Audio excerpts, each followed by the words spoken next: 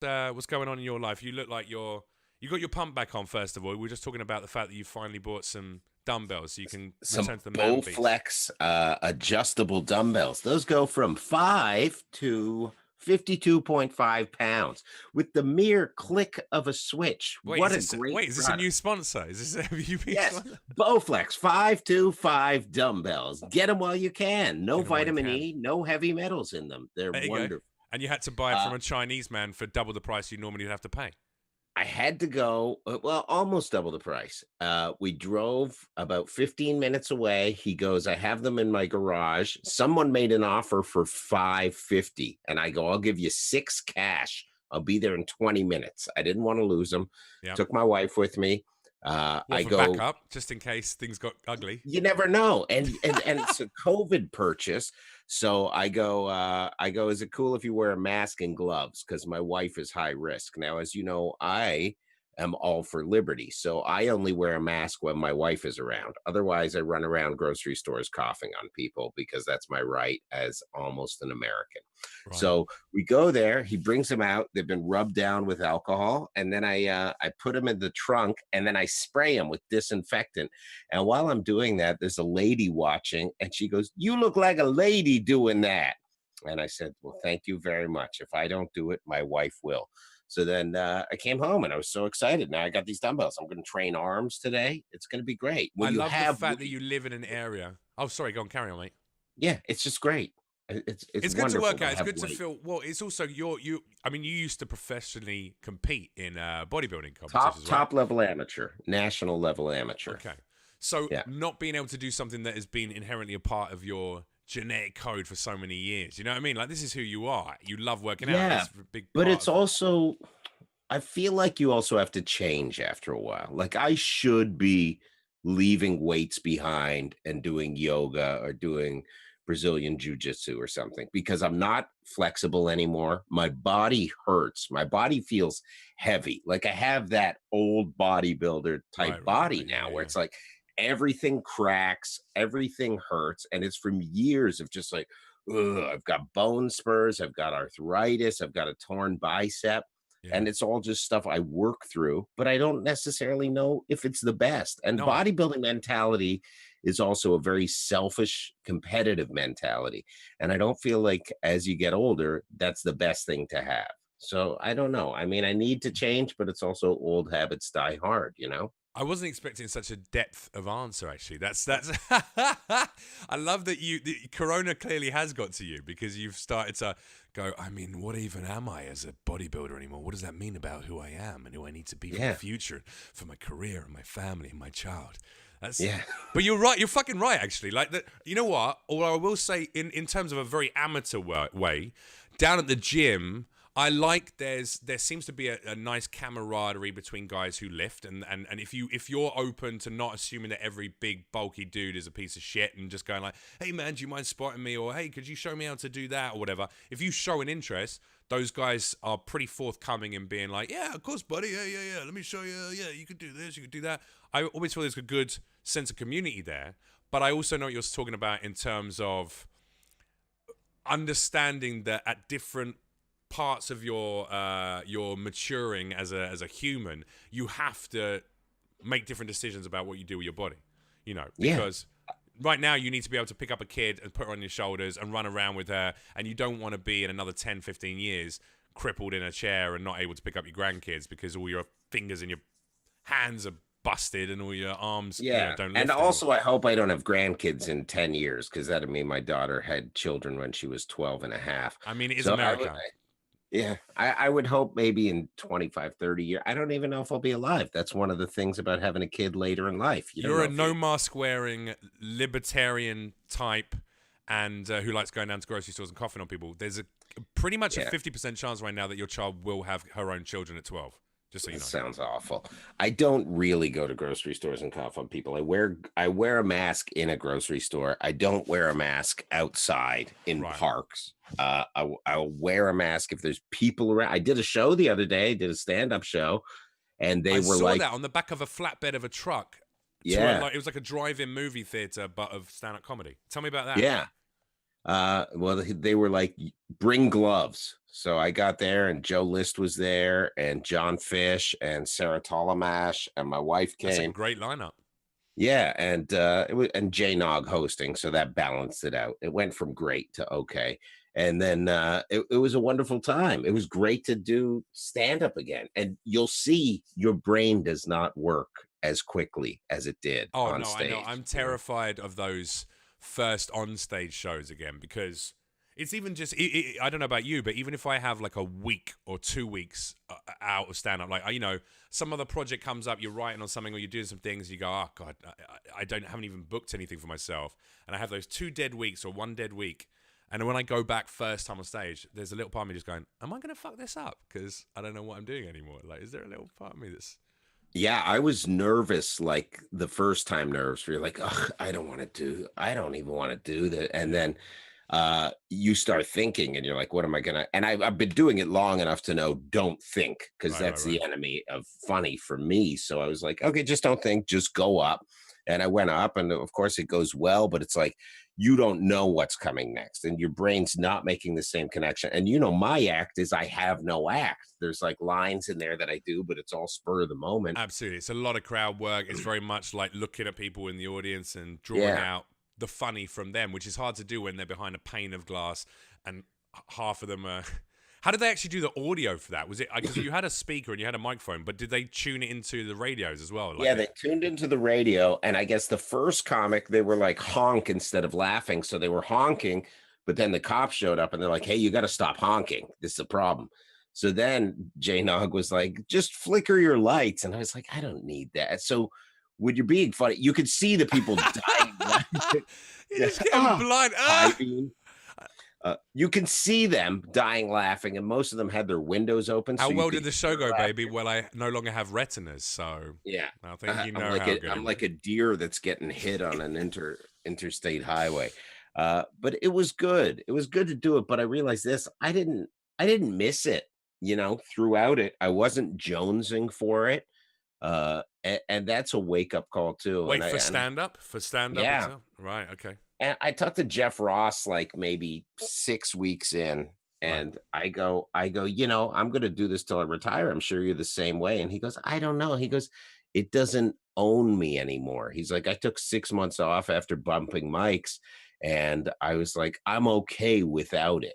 So it's an interesting thing, because when I feel like when you're younger and you're doing it, you're like, I got to do this all the time. This defines who I am. Sure. And it was amazing to not do it. But I had the flip side before Corona, and I might be responsible for Corona, because I was like, I really need a break. I really want time to spend with my daughter and to be home. And then all of a sudden, It woman eats a happened, bat. yeah. And then it was amazing how it worked out. It's So amazing what you can have someone do in China for €5, or $5 on yeah, Fiverr.com. can you eat, Can you can eat you a eat a bat bat? and send me a video? So it worked out so well. And then throughout the quarantine, I was like, why are we even going to go back to New York? I go, if the clubs aren't going to open, the only reason we live in New York is to do stand up all the Absolutely, yeah, time. yeah, yeah, yeah. If it's not there, why don't we move somewhere nice, live on the ocean, get a boat for less than we pay rent Yeah, yeah, yeah. in a row house? And You know what you these are sound like? You ideas. sound like a dad. You sound like a dad whose priorities have changed and a man who's looked at his career and gone, I've already achieved a number of incredible things. Yeah, And sure, there's more things that you want to do. I know you have different ambitions that are still in the pipeline and things that you're working on. But dude, I first of all I want to say that I don't think not missing stand up for a period of time remotely suggests in any way, shape, or form that you are not passionate about the craft of stand up or that you don't love doing it. Like I think it just means that you're a better an infinitely more balanced person than a lot of comics are. Comics generally, that's the only thing they can do, first of all, which yeah, is not true of you. Also, and it's just throwing another little devil's advocate point of view, you also have an outlet for performance that a lot of other right. people don't have, which is with the show In Hot Water and doing those kind of shows on Compound Media that you do. Like you create content. And I haven't missed stand up I don't get me wrong. Like I missed it. Like I want to do it again. I'm excited about the next time I get to do it properly in a club and get to feel that laughter. And there's something really fucking validating and incredibly egocentric about it that I'm not going to deny that I love. But there's another part of me that goes, I'm performing every day now. Every single day I'm performing to an audience online, and I'm cracking jokes, and I'm doing voices, and I'm improvising, and I'm doing character sketches, and I'm playing fucking video games. I'm doing like a ton of shit that I love, and it's all performance based. And I think you're similar, that you have an outlet for the performance based, so you don't have to miss as hard the going down and doing your 15 minutes in a New York club on a Thursday night. And maybe there's a part of it that's that. Maybe it doesn't necessarily mean that you're, because it sounds like you're going through a few quite. No, I mean, I know I'll jump back into it, but I also realized I don't do stand up for myself necessarily, because like you said, I have other forms of artistic expression. I do stand up for audiences. I do stand up to make people laugh and make people feel good, which also is part of what gives me the permission to push as far as I push, to say all the things that most people can't say that I Right. get away with, because it's not for me. It doesn't come from a place of hate. It comes from a place of, I want these people to laugh harder than they would anywhere else. Sure. So that's why I get to push that envelope so much. And people call it boundary push. It's just saying really bad stuff, but in a way that it makes people laugh. So it's all about the audience for me, which is something I realized, years ago. It's like, I got to tell these stories. I got to get this off my chest. And now it's like, I wrote like a brilliant joke, and it's a little one-liner, and it's incredibly offensive. And I ran it by my wife, and she goes, "It's a one-liner. It's hack." And I go, "No, it's brilliant because it's so short." And it definitely works. It definitely hits. So it's interesting to see the difference of where I am and where my wife is. She needs to bleed this stuff. She needs to say it. She's like 10 or 12 years in, whereas I'm almost 20 years. And I'm like, okay, I do this for a living. I do it so these people enjoy it. The more the people enjoy it, Seinfeld said, killing is the way to money. If you're killing, you're going to make money doing it. So it's that thing where it's like, I almost take myself out of the equation now. And I'm like, okay, they're going to enjoy it. And that's it. It's fun to get back. But I would not be miserable if for 2 years we could only do online shows. I wouldn't care. Do you think that's interesting? That's interesting, because I think I'm around the same as you mentioned your wife a few times. So Christine, me and Berg is a comedian as well. So you guys both incredibly funny people, and I'm nearer her level. Like, I'm 10 years in, Hmm. but I understand what you're saying, your approach to it now. I understand that it's a job element of it. Yeah. But I do think I still probably have a little bit of Christine's kind of nuance, which is, but I need this for me.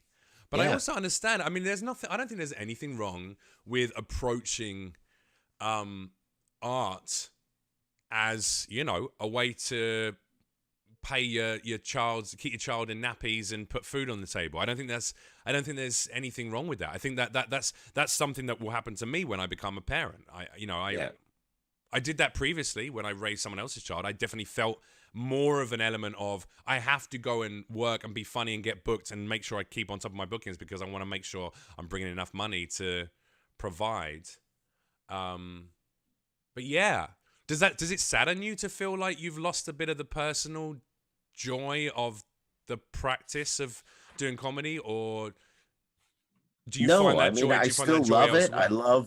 I love being able to come up with offensive things that are still going to be funny. I love being able to throw all the rules out the window, but I think that there's more of a balance there now. And I'm very wary of, like, doing it for money, but I also think there's a point where it's like, okay, oh, I don't have to do every show now. I don't need to drive over Hell's Half Acre for $500, because throughout this, I'm like, oh, I'm able to make a good enough living without doing stand up, which used to be my core living, but thankfully, due to the show and Patreon and some other stuff that came in, it's like, oh, I could do this.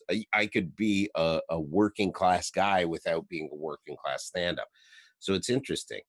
I wouldn't quit. I would still do it, but there's also a part of me that's like, I don't need to.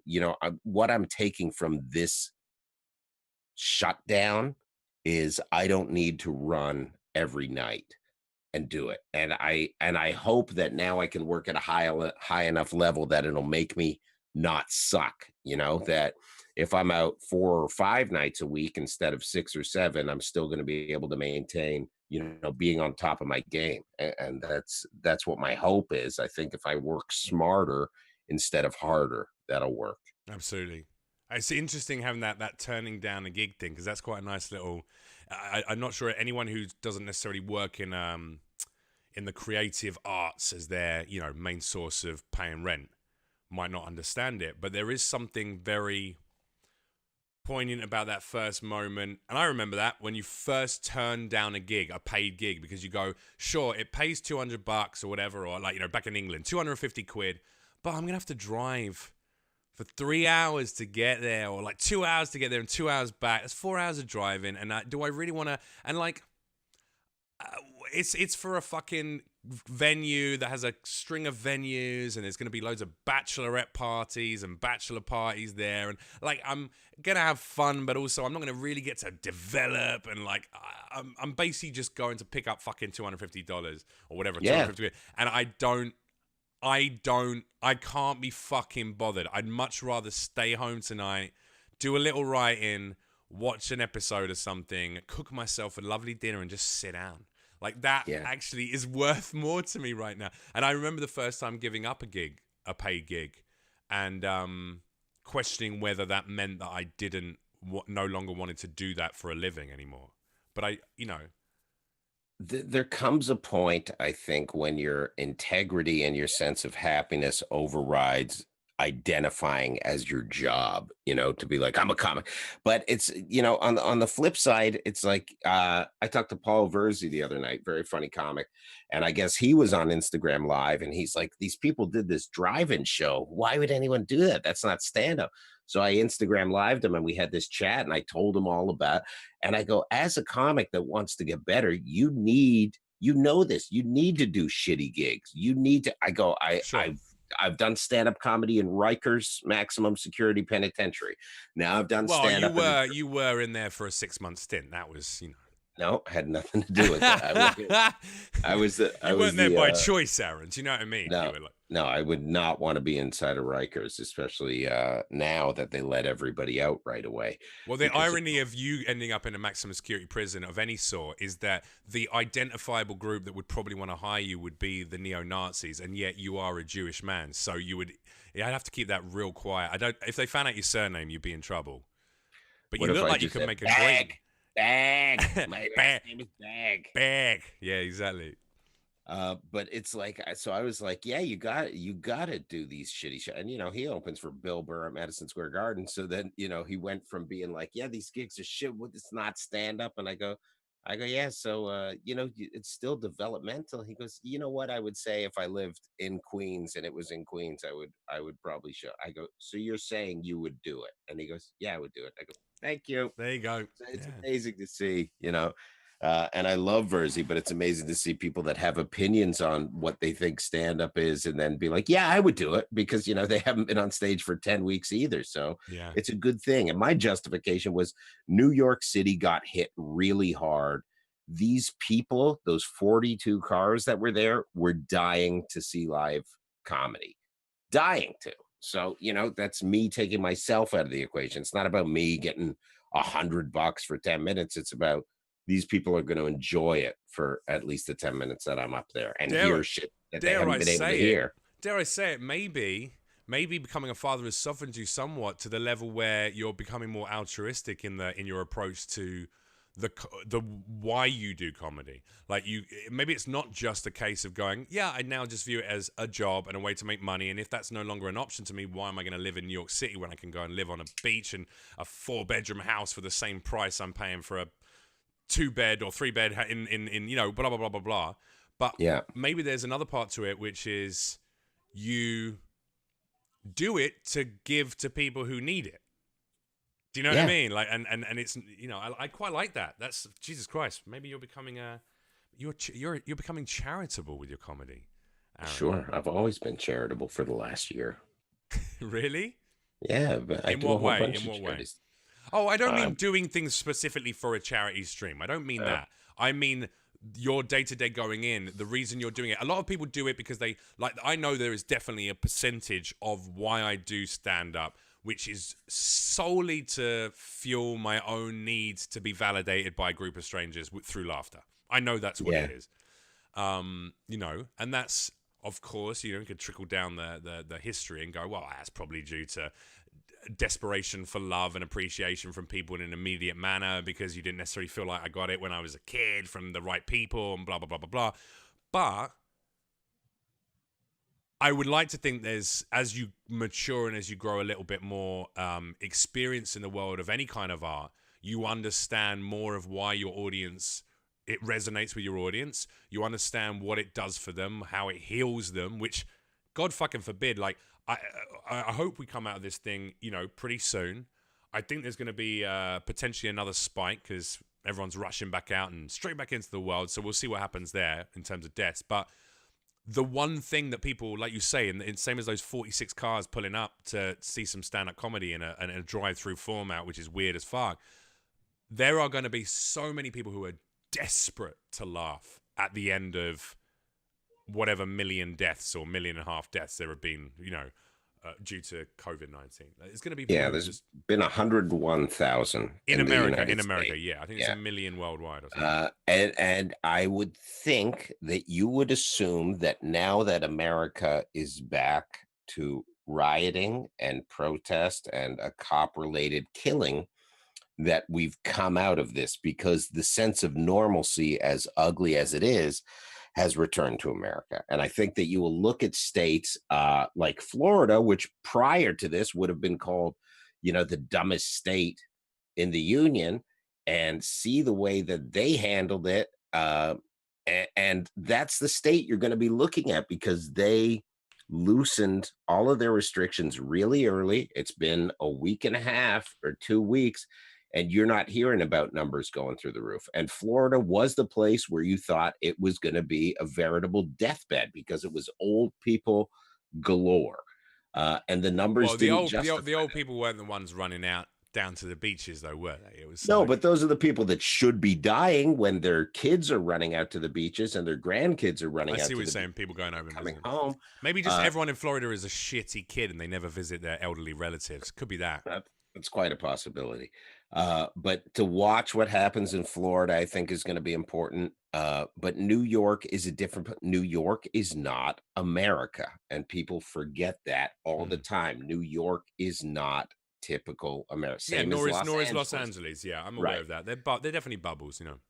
And New York is going to take longer to rebound. But I think the more people look at numbers and look at the actual death toll in comparison to the number of infections, people will start to get back. But also, New York's the veins that run through the body that is New York City is the subway.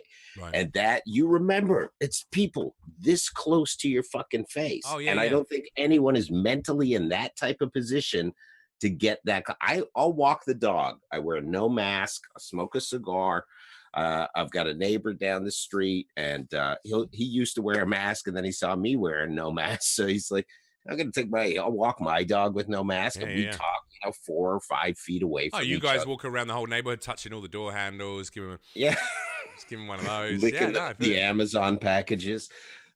So I think people are going to start to wake up to it, but I also think people can't be stupid about it. I think if you go on the subway and you're going to ride the subway, you're going to be really aware. My hand is touching this pole. I That a cannot let my thousand hand people in the last touch 10 this minutes have thing. touched. Yeah, yeah, yeah, yeah. So it's like, okay, there we go. Don't touch anything for a bit. I think if you're smart about it, you're going to be okay. We ran to the hills because my wife is high risk because she was on like low dose chemo meds because she has Sjogren's disease, which is an autoimmune disease. And we were like, if she gets it, she's going to die. And we went to Delaware for 8 weeks. And then we're like, okay, I don't think you're going to die from this. Then she started going to Home Depot and shit. And I'm like, this is where it lived. It's like you're This is inside the of a Home this Depot. is the only store where everyone seems to be going as well. Well, I was gonna ask. Next question I was gonna ask you actually was about things that you might have achieved over the 8 weeks that you would never normally have done or have gotten into. My example is my girlfriend and I found that there was this big 8 foot planter outside, and I filled it, and we grown vegetables, and we now have a thriving vegetable garden in the little alleyway down the side of our apartment complex. It looks fucking beautiful, dude. And I got like a Great. little astroturf and perennials and a couple of deck chairs out there. We created a garden in a space that was literally a disused alleyway, basically, alongside our apartment, you know? But Home Depot, you saw everyone went to Home Depot because you could see every miserable looking, tired, browbeaten husband in there who has no longer got an excuse for not putting up that shelf or fixing that hole, or you know what I mean? So every one of those guys was there. Every Mexican guy in Los Angeles is down there. I mean, I've never seen so many dudes hanging around outside like, please give me some fucking work. Just please give me some work. And then and hipsters, man. All the hipsters. I mean, that's why I felt a bit sad that they were all in the gardens part of it, because I was like, am I a hipster now? Does that make me a hipster? A lot of hipster No, I kids. don't think. Yeah, you can't just throw a label on yourself because you go to the same store as everybody. I don't know, man, but that's where they're all flooding to. Although I filled a hole in the door, you know, as well. I did punch the hole in the door, but that's not, you know, it's a separate issue. Did you? Yeah. Have you ever punched a hole in you must have punched a couple of holes in walls or doors, right? Yeah, years ago. I don't do it anymore because I know logically if you punch a hole in the wall, The wall wins. next thing is the next thing is usually the woman in the house. So you have to avoid doing that. Yeah, you can't. Yeah, my girlfriend wasn't in the house when I punched the hole in the door. It was an it's unrelated really matter. Bad. I take walks now instead of punching stuff. I fight that urge. I go, I'm going to take a walk. Yeah. I go, going outside, I'm going to walk. Do you remember that Greg Giraldo on Midlife Vices? He has a whole bit about white guys love punching doors. Like, we're punching walls. We love punching holes in walls. Or drunk douchebags. I think he was more talking about alcoholics, which is, you're an alcoholic, I'm an alcoholic. So I think we can at least agree that we make dumb decisions when drunk. But I did this sober. But there's a sense, he goes, there's never been a good outcome. It's never like you punch a hole in the wall and they're like, oh my God, look, there's that baby that was missing for 3 weeks in the cavity of the wall behind. But sometimes you need to fucking hit something as well. Yeah. That's a thing that calms over time. But, you know, also maybe you should, Brazilian jiu-jitsu, maybe that's what I should take up as well. Just something where I can hit something, but in a calm, meditative manner. I stopped going to therapy throughout this. I was going to therapy all the time. My therapy was causing more problems than solutions. That's your step in the right direction, is giving up the therapy. I mean, I haven't gone. I did the first 17, and then I was like, I'm not going to do this anymore. Okay. Why did you decide to step back? Well, I didn't like the therapist. He was the therapist that all the comedians would go to in New York City. And it was just like, you'd be doing fine, and then he'd push more problems on you. And I understand how there's this notion of, well, emotions are like muscles. So you got to work through the shit to get to the better stuff. But then I was also like, you know what? I've been happy before. My happiness has nothing to do with therapy. They don't care. He's like, happy is just one emotion. Why should you have to just feel happy? You should feel misery and pain and stress. And it was like, I was like, I don't need this. So now with the money I save, I buy cocaine. And I just take that and I do the cocaine. Is that frowned upon? No, it's fine, man. Whatever you I gotta don't do. really. I know you don't. I know you don't. I just don't spend the money that I used to spend. And I feel better. And I feel like you kind of mentally start to trust yourself again when you stop throwing everything over to a therapist. I'm incredibly split on the world of therapy, because everyone I've ever met throughout my entire life, and who I do respect, and people I do admire, and I do think are good people, have often said, like, you know, have you ever thought about seeing a therapist? Have you ever tried that? And there's a big part of me that thinks that just offloading your problems to someone who is not directly involved in your problems is a healthy thing. Like, it's good to offload some of those fucking dark, miserable, sad, angry, whatever thoughts, emotionally charged thoughts, to someone who then you don't have to then live with or date or be married to or have a child with or be best friends with or work with. It's good to put that energy elsewhere.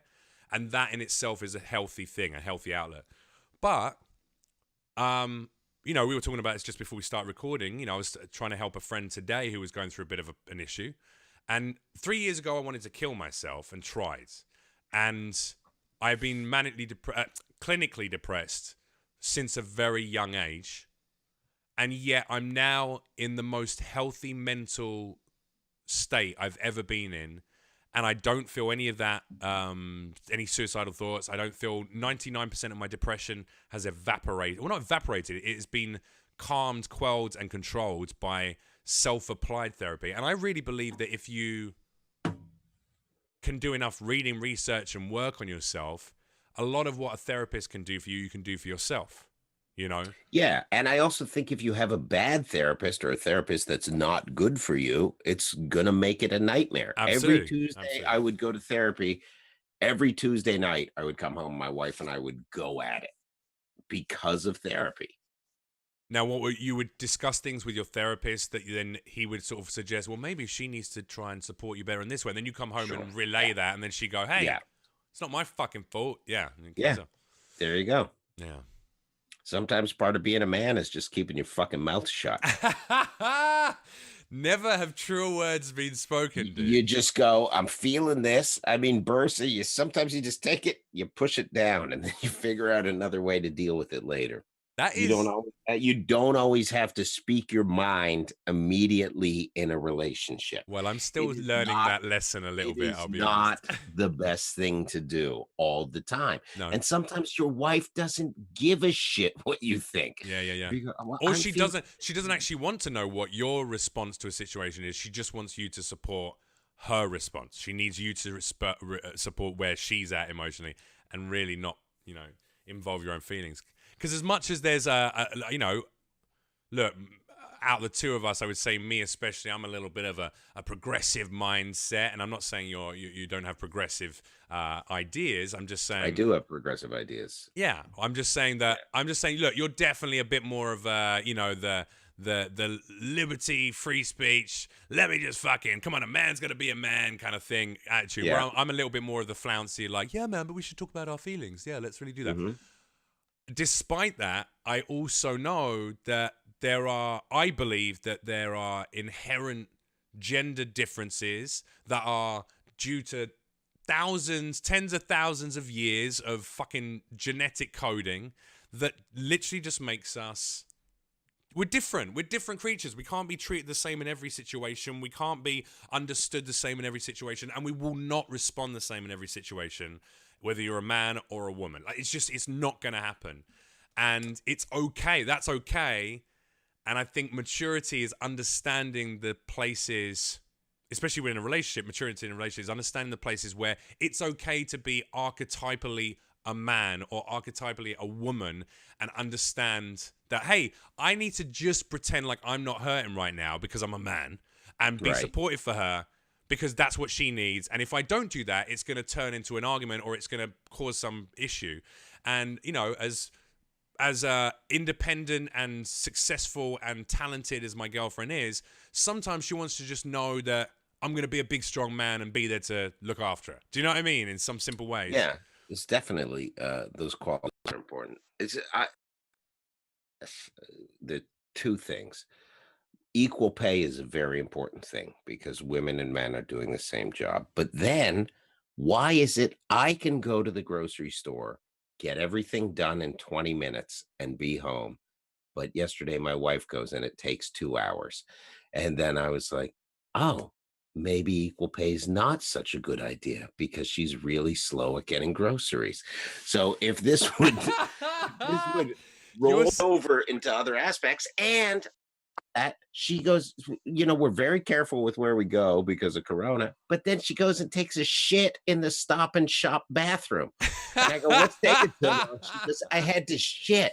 And I go, you're worried about me going. So what you're suggesting, however, though, listen, Aaron, you know what's going to happen if you are. So what you're suggesting, occasional momentary lapses in common sense, perhaps, and potentially taking a lot longer to do a particular task than you do. However, I guarantee that if we sat my girlfriend and your wife down and went, hey, what's something that we take way too fucking long about, or we overanalyze or take too long to get done as a task Yeah. because they would immediately be able to rattle off a few as well. Do you know what I mean? Probably true, but you and I would not shit in a public toilet while doing it. Absolutely That I not. guarantee you. Never. I could not shit in a grocery store toilet. Even if I had like drunken diarrhea, I would wait to get home. Oh no, I'm not with you. I'm with Christine on this one because All right. I had years of IBS, self-imposed IBS, because of the amount of drinking and drug taking I was taking, and I would literally be walking down the street. I remember walking down the street in London, maybe what am I now? 36. So I must have been 21, 15 years ago. And I was walking down the street in London. I was with my friends. We had a heavy night the night before. We were all fucked up that morning. We were still doing lines of coke just to get into the day and stuff.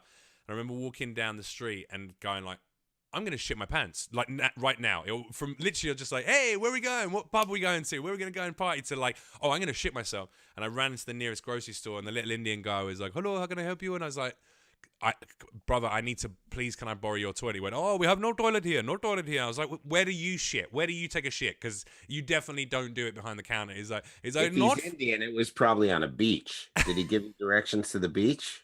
He said, well, you know what I do is I jump in the bus, I fly there. No, but he was like, he said, it's not for customers, not. And I was like, I'm going to give you two choices, man. Either I get to use your restroom and I'm gonna give you some money and I'm gonna purchase. I'll get a bottle of wine. I'll get some stuff. There's 20 quids. There's there's $40 back in there. There's $40. I'm gonna spend that in this store. Please let me use your toilet. Or the other option is I'm gonna stand here and I'm gonna shit my pants in your store, and your whole store is gonna smell like shit, and I'm gonna be covered in shit.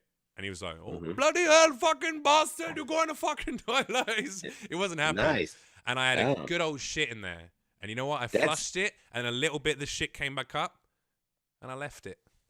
That's dirtbag shit. This is you would have been a viral video if this happened 2 years ago. It was only a tiny little nugget, Aaron. It doesn't matter. I felt like, no, I Tim flushed Hortons in Canada. One woman asked to use the bathroom. They wouldn't let her. Remember, she shit right in front of the counter. Just shit and threw it. Oh, at the I lady. saw that. Oh my god! And she like threw a bit of it over at the guy who was serving behind the counter. I mean, she was mentally unstable. I was stomachically unstable. You did the exact same thing. No, I took a poop, I flushed it, and then a tiny little bit came back up, and I went, you know what? I'm not going to do a second flush. On an Indian's man floor if he didn't take your 20 quid. No, I was never going to do that. I just wanted to threaten him with that because I needed to shit like an adult and like a human, not like a rabid animal in the fucking streets in a corner of an alleyway. In this guy's deli, and then you go right back to the pub. No, I spent my 20 quid. I gave him the money, and I bought a couple of items, and then I went to the pub. Yeah, and I carried on drinking, and there you go. You know, God bless you for getting better. It's good. Yeah, I was pretty sick actually, emotionally and mentally and physically. It's funny reminiscing. Do you ever get any You've been sober for a long, long time now, haven't you? Yeah, it's been a day, almost a day. Hey. I'm smoking weed again. I'm LA sober. Are you really? Yeah. That's hilarious considering how much shit you gave me when I came into the show. I came into the show and you were like, "Oh, Leach, so you're sober now, huh? Good for you, man." I'm like, yeah. It's been a while. You're like, "How you getting on?" I'm like, "Yeah, it's been quite a few months." You know, I said I still, I don't do any other drugs and I don't drink. I still smoke a little weed because I do think it has medicinal benefits. It helps me. It helps stabilize emotional feelings. It's calming as long as I don't start overusing it like I do anything else. And you were like, "You're not sober. Fuck you, you're not sober. You're full of shit." So that's why you say one day. All right. How long have you not done everything else except since, 6 years and change? That's without great, a drink. Yeah. Do you ever have pangs of missing the? I don't miss booze at all. No. Really?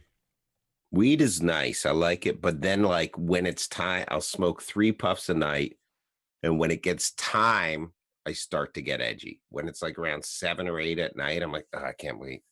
I'm like, okay, I'll to have a little puff on the weed pen. Put Piper to sleep and then take 3 puffs. But I mix it with CBD and I grind it all up. So it's a mixture. Exactly the same thing. Exactly the same thing, man. Can I ask you, Do you mind talking about why? Why did you change your sort of stance on? When quarantine started, I was like, I'm going to smoke weed through this thing That's because quite it a big was. decision for someone who's been completely sober No, of everything for I'd been 6 years. on and off. I'd smoked on and off, in those years. But This motherfucker, you gave me so much shit that day. no, I didn't. I was Unbelievable. joking with you. Nah, you did But it a number of times. You're an I was awful, like, awful human we being. How got dare to you? Delaware. I'm like, I'm smoking every night. So I would smoke, and then I would go put Piper up to bed back then, and it was beautiful. I just tell her story. I tell her stories every night now. So it's like now we've got 7 stuffed animals she sleeps with. So I do the voices of all the stuffed animals, and there's 3 little lambs, and the lambs walk by and they go, and then I turn one of the lamb's head and I go, "Hi, Papa," and then lamb walks off. She has a great time. And it's fun. And then I sing to her. I sing her Ed Sheeran before she falls asleep every night. What And song? What Ed Sheeran song you singing? well, I sing the song my wife and I got married to, which is I forget it. And it's weird to sing it to your kid because some of it sounds too romantic. So I need Yeah. to change. This is why she's going to have her own children at 12 years old, because your When daddy's your coming legs don't in work baked off his tits every night and fucking Oh. singing songs about boning and romance. It's not She's- boning. It's I Ed mean- Sheeran. It's a love song. He must be a hero of your country. Let me hear. Oh yeah, he's actually the new king. That we made him king now. Did you ever meet him? He must have come. I up have to the met Ed Comedy Sheeran, Store. yeah, a couple of times. No, I used to host a lot of TV shows for BBC about like music shows and music festivals. So I met him a couple of times. Yeah, he seems like a nice guy. Actually, he's a pretty chill dude. I saw him at Barclays Center live. It was a great show, yeah. And what got me into it was years ago, I watched Live from the Artist's Den, a special that he did, and it was so good. Do you do the accent at all? No, he doesn't sing with an accent. A little bit. He's got a little bit of British accent. Sometimes when he's singing, he does a couple of his songs. How's it go? How's it go? A little bit of British accent. I've never heard it before, but it's very entertaining when you do it. I wanna hear you sing Ed Sheeran with an I English just go, accent. when your legs don't work like they used to before, and I can't sweep you off with your feet. But then it gets creepy, so I change the words because the next verse is, will your mouth still remember the taste of my love? And Oh my God, you can't say that to your child. So I go, will your eyes still remember the taste of my love? So then at least she'll be confused. And I don't remember, I can't sing a whole song. So in the second verse, I'll go, even though I don't know all of the words, I know you will still love me the same. So I sing her 2 verses. Can I just say, first of all, like over the course of this quarantine, one good thing that's happened is my family and I have been using social media, or like, Zoom and WhatsApp, to reach out to each other more than we ever have done for the last God knows how many years. So I feel really nice about that. And especially my dad, who I've had a very tempestuous relationship with, he and I have reconnected in quite a beautiful way. I was talking to him in the car, as, he was on the speaker as I was driving home. And it's feel really nice. And you singing like that, she will remember those things, because you just singing in that sort of low dad voice, when like dads sing a lullaby, it's really nice. It actually, closing my eyes and listening to you, I felt a little bit like I wanted your big, strong, muscly, now pumped, tattooed arms wrapped around me, Aaron. Just kissing my forehead a little bit. My giant 5 head. Just give me a nice little kiss on my 5 head. Just saying, your forehead's getting when bigger. your eyes, will they remember the taste of my love? That's what I'm going to dream about tonight.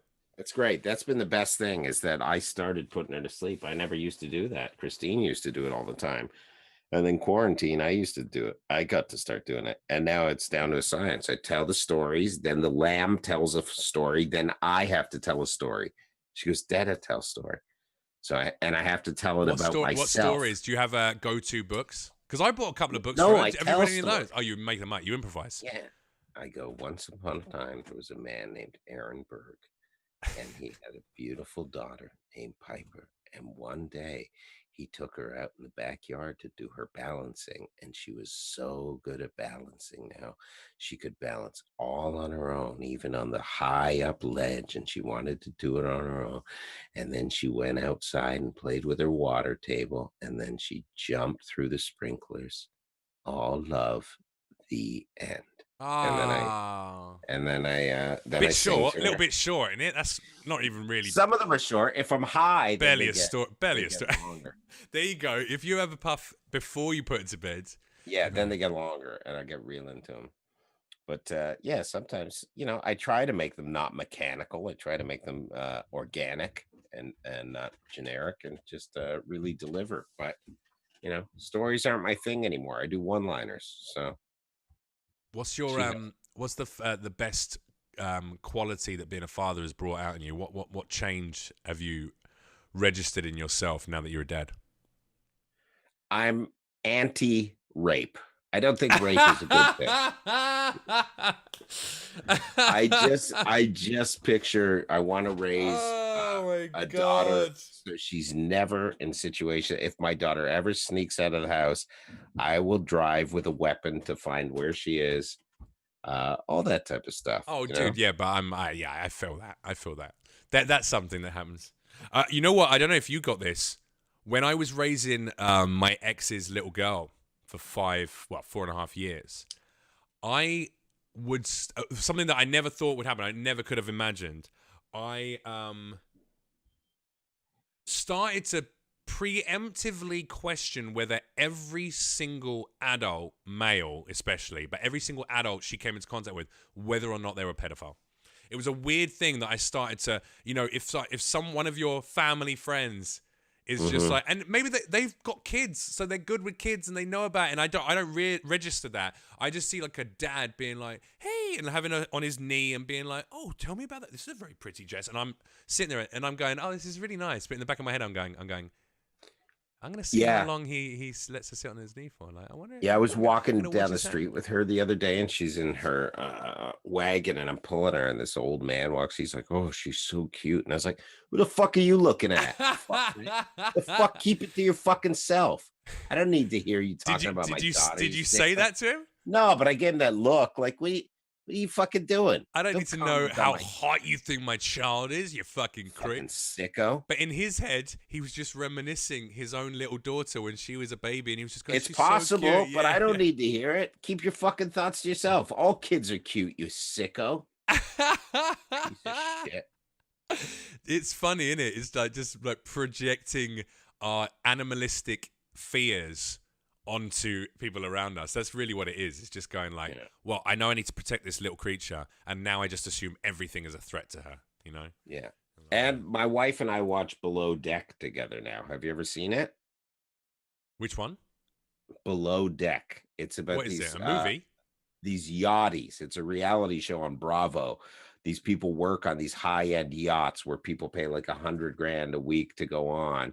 And I it's about all the staff yeah. and how they argue, and then these douches come on the boats and stuff like that. Is it a It's really, reality? It's a reality show, is it? yeah, it's fun. It's a fun And it's watch. called what? Yachties. Below Oh, Deck. Below Deck. Okay, Below Deck. Yeah. All right. And Then you, there's spin-offs: Below Deck Mediterranean, Below Deck Sailing Yacht. You would love it. You should go work on one for a year. dude, I met a girl in Malta. I went out there with, this was prior to my girlfriend. So I used to go and do this event in Romania every year with a couple of friends. They're a couple and they're swingers. So every time I go there, they'd throw a party, invite 10 to 12 girls, and all of them will be fucking flawless Eastern European goddesses. You know, they're probably average out there, but they look like So you're fucking. saying you went to Jeffrey Epstein's Island in They were Romania? all over the age of 21. Yeah. So, and but yeah, we'd go there and we'd like, we'd get loose, we'd have a few drinks, fuck, blah blah blah, have some fun. One year we went to Malta on a holiday to meet one of the girls that they knew out there, and we all hung out. We went to a bar and we met this girl. I met this girl from England originally, but lives in New York, and she works on one of those super yachts. She works for this gay producer who has invested his money. He's a multi-billionaire. He has a yacht that his yacht upkeep costs every year is something like $50 million a year to upkeep the yacht. Because it has the yacht, the super yacht has a smaller yacht on it. So you know the big yachts that people drive around at Cannes Film Festival and throw their parties on? He has two of those slung on the sides of the super yacht. That's how big this fucking thing is. Okay. And she was telling me stories. She said they get up to crazy shit on those things. Like everyone fucks each other. They do like crazy parties. Because the people who own them are on them maybe. They're like Saudi princes or multi-billionaires or trillionaires. You know, they're on it maybe a week of every year. They actually get on this fucking thing. And she said the rest of the time, what their job is to travel the yacht to the location where the person is. And that's what the expense is, the fuel costs after you've bought the fucking thing. But they travel it from place to place to place, just in case the prince of whatever goes, I want to get on the yacht today. Come to my yacht, you know. Maybe he's got like, you know, some 11-year-old boys he wants to, you know. That happens in the Middle East. They all have hotels out there with a certain floor. That's another thing I heard. I heard that from, which comedian did I hear that from? I heard that from a comic who went out to do shows in the Middle East, got paid whatever, the $50,000 for the 12 minutes of stand-up he ended up doing, or not 12 minutes, 32 minutes of stand-up. He was meant to do an hour show. After 32 minutes, the Saudi prince he was performing for, who'd seen him on TV, that's why he booked him and wanted him, stood literally in a full room where people would be laughing. He was given very set rules. You can't tell jokes about religion or about men versus women, or there was a certain rules, no sexual stuff. And then after 32 minutes, the prince just stands up halfway through one of the guy's jokes and just goes, and everyone stands up and just starts applauding, and then they all just start filtering out, and he's like, okay, thanks for and it wasn't because he wasn't enjoying it. It was just like, he's so wealthy. He was like, yeah, 32 minutes of this is exactly what I needed, and I'm done now. That was great. See you later. And just got up and walked out, said thank you to the guy. He gets taken to another room where he gets given cash in an envelope. And then the guy goes, and please, the sheikh would like you to take a present. And he takes him into a room that is bigger than probably my apartment, and it's lined with boxes and presents everywhere. And he goes, you can take anything you like. And the guy says to the lad, he's like, I don't know what to do. No one's ever presented me this thing. And he goes, if you want my advice, get one of the small boxes over there. It's going to be a watch. It's probably a high-end Rolex. It's going to be worth like 50,000, 100,000, whatever. Go and take one of those. And he goes, okay. Takes one, just opens it. It's like, all right, thanks. But he said that when he was there, he was talking to a lot of staff, and some of the staff told him that these sheikhs have like multi-million-dollar hotels they own in the Middle East. In Dubai, sorry, it's in Dubai, right? And they have one floor, even though homosexuality is punishable by death in that country, they all dabble. Like, women are for making babies, and the young boys are for fucking. And they have a floor on the hotel which is just populated by attractive young men. And these boys are young. I'm talking like kids. They're children. Incredibly disturbing. Yeah. Was the comic American or British? English, yeah. Or might have been Canadian, actually. Who was it? I don't think any Canadians ever gotten 50 grand for a gig. Oh, dude, you know people like Russell Peters does those gigs all the time. All the time. Yeah, he does them all the time. And he's Canadian. He's Canadian. There you go. You know, but could be Russell. It wasn't Russell who told me the story. No, I know Greg Rigel went out to one of those shows with Russell and got a Rolex. He got a high-end Rolex from just as a present. Yeah, Russell used to give people Rolexes for opening for him. Yeah. Russell's very well to do. Except he didn't give Gina Yashere one, did he? Didn't give her no, one, and she got angry about it. And he took some of her gags apparently, and she's like very vocal about how much she fucking hates. Yeah, Russell Gina Peters. was very angry about that. I remember Russell. Yeah, Russell he was dealing with that for most of his career. People were kind of going after him for that type of stuff. I'd be pissed at him. If someone took my joke and then also promised somebody took one of my jokes and did it on their Netflix special in the last month. They're a big comic, but tell me who. Why are you not going to tell me? I did not make a stink about it because I stopped doing the joke 8 years ago.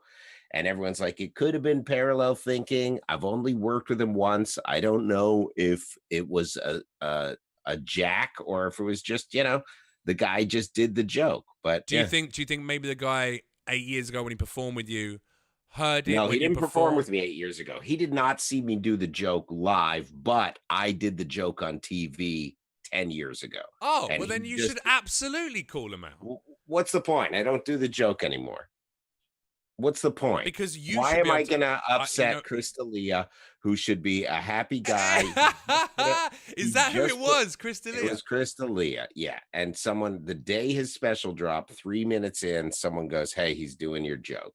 And it was my opening joke for 10 years. Which one was it? Tell me the joke. I work out a lot, as you can probably tell. I just like to do my upper body, though. I don't like to do my legs. It takes too much time and energy. So now my upper body's all puffy. My legs are fucking tiny. You put me in a pair of tight blue jeans, I just look like a gay genie. He says Almost that. word for word. Oh, yeah. Almost word for word. Bro, if you have a recording I televised do. of I that do. joke, But then you it, should absolutely I, call that shit out. He should but fucking it pay you for the doesn't. joke, or he should stop doing it. I'm sure A, he's probably stopped doing it. B, his special got annihilated in reviews. People said it's some of the worst stand-up to ever come out of any. So you don't even want to claim ownership to the joke. 'Cause you're No, like, and see, it's like I don't do the joke anymore. It happens in the fucking business. It happens, and it could be. It's not parallel thought because he doesn't look like a gay genie. He's a nah. pretty He's guy. not. But it's also like I don't think he's digging through looking for jokes to steal. I think it's probably something he heard somewhere that worked its way in. If I don't know, another man. He was meant to come on my. He was meant to come on my podcast. I've said for a little while. I don't. Let's not get into a shit talking session. But no, I don't want to finish up the podcast like that. But I do. no, I am wary. I'm wary of certain people based on the behavior they display. And since I moved to LA, there's been a number of wonderful, great, talented comics here who are very kind and warm and inviting, and you can tell they're good fucking people. And there's been a couple of people who've been a bit sneaky, and he's struck me as sneaky. And Yeah. I don't know if that's just, which is a shame because, plenty of people just go, oh, you're like a British Crystalia. And that's frustrating to hear. Before that, it was Yeah. Russell Brand, who is absolutely an abhorrent, two-faced, vindictive little cunt. But, right. it's like, well, now I have to face the reality that maybe every comic that I bet mildly resemble is an awful human being. That's hilarious. And that's why I am the way I am. Yeah. I can't help it. It's coding. It's genetic coding. If you look this good, you're gonna be a douchebag. Yeah. I mean, I don't know what to say about him.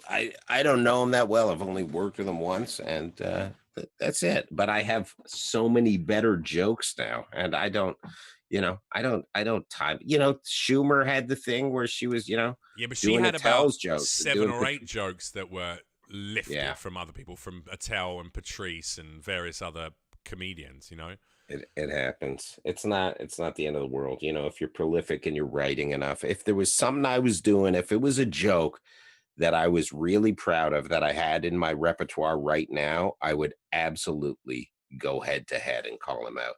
And I would be he would be Dane Cook and I would be Louis C.K. back in the old days. Yeah.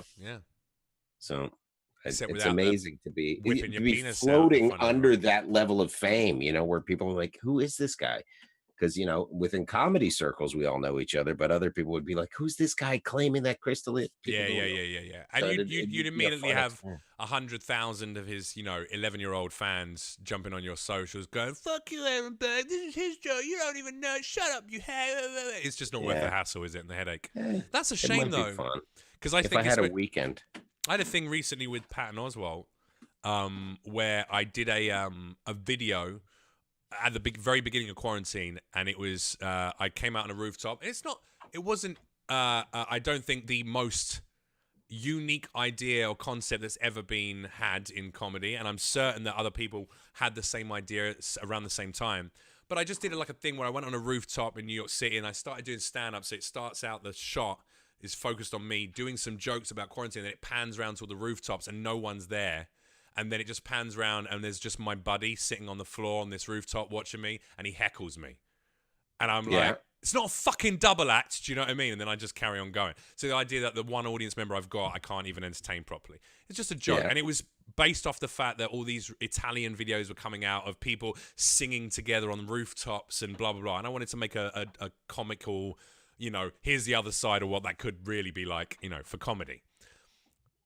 Anyway, but it did really well. It started to get a huge amount of traction, and it got like a load of likes and stuff. And then a few days later, Patton Oswalt released a video, and it was not just exactly the same setting, length, like timing, all of that. It was also shot to the letter exactly the same way. Starts at him, pans around to an empty neighborhood, pans round, except he has his daughter there, and she heckles him. She's like, "You stink" or something, and then it cuts back to him, and he's like, "Oh, okay, anyway, what's the deal with?" You know what I mean? And Yeah. I wouldn't have known about it because I don't follow or didn't follow him, and except for Chrissy Mayer actually. From Compounds, said, "Oh, I much preferred the original Jeff Leach version of this." And then a load of people started commenting. A load of other comics tagged me in it. Blah blah blah blah blah. And I reached out to him, and I was just like, "Hey, man, like I understand parallel thinking and parallel thought and stuff like that. I'm not an idiot, but this is too perfect a reproduction. It just feels a bit shitty." And after a bit of conversation, he ended up retweeting my version and went, "Oh, it looks like Jeff Leach got here first with this idea, blah blah blah blah blah," which was nice. Brought a few eyes to it. My video still got 1/100th of the amount of views that his got. And then what happened that really fucked me off is then later on, BuzzFeed took his video and put it on their site, and he deleted the retweet of my version of the video. Almost to be like, well, now it's going to be monetized or publicized or whatever. I'm going to get rid of my version.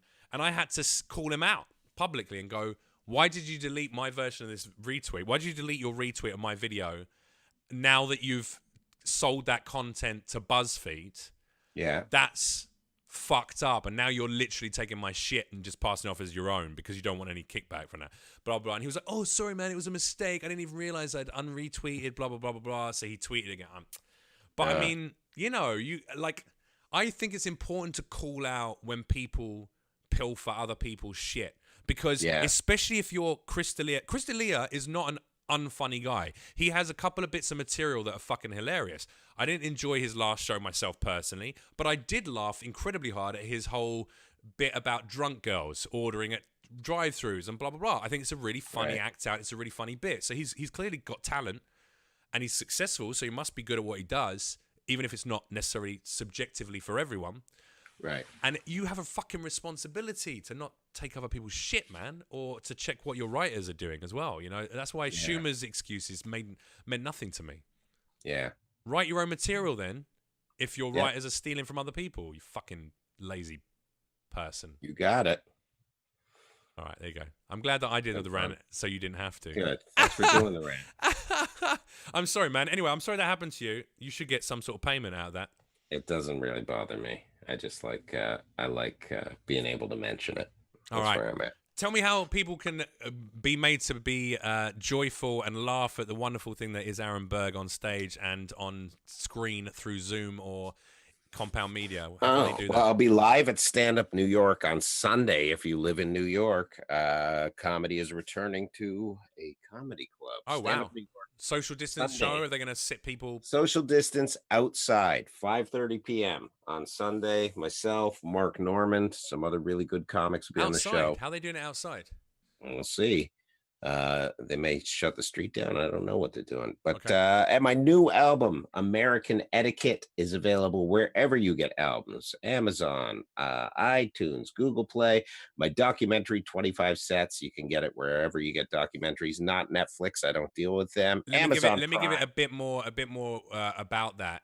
25 Sets was a record-breaking attempt that you were successful in to perform the most stand-up comedy sets in a city in one night that any comedian has ever done in the history of comedy. And you managed to do 25 sets in one night. Really good watch. And also American Etiquette, very, very hilarious. Definitely worth a listen, ladies and gentlemen. So make sure you check that out. And obviously, they can also check you out on In Hot Water. That's still going on, right? It's still In Hot Water, Monday to Thursday, Compound Media. Gum Fridays on Patreon. Patreon.com/Gum Fridays. That's a hilarious show. Myself and Gino Bisconti. Check it out. I love you, man. You're a great comedian. You're a great guy. And I'm glad to see this calm, new stoner Aaron. Thanks, man. I look forward to being read a little bedtime story by you soon in person. Yes, it'll be wonderful. Thank you for having me. You're texting now, I can tell. Bye. No, bye.